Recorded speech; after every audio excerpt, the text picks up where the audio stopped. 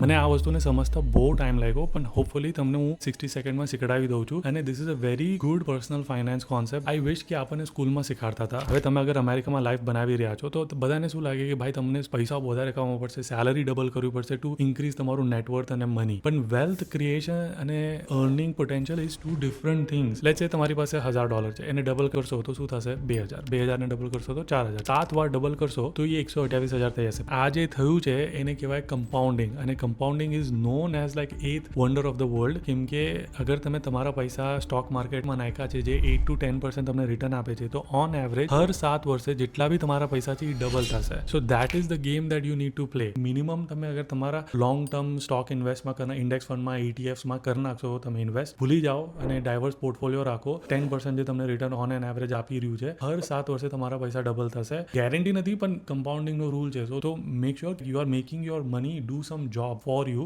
And let the compounding do the magic. Market ઉપર નીચે થાય તો આમ ડરી નહીં જાઓ, રેવા દો, એ ઓટોમેટિક બધું થઈ જશે એડજસ્ટ. મને કહો કે તમને આ કમ્પાઉન્ડિંગનો રૂલ ખબર હતી કે નહીં કોમેન્ટમાં, અને ખબર હતી તો હજી કયા પર્સનલ ફાઇનાન્સ પ્રિન્સિપલ છે જે તમને શીખવા છે.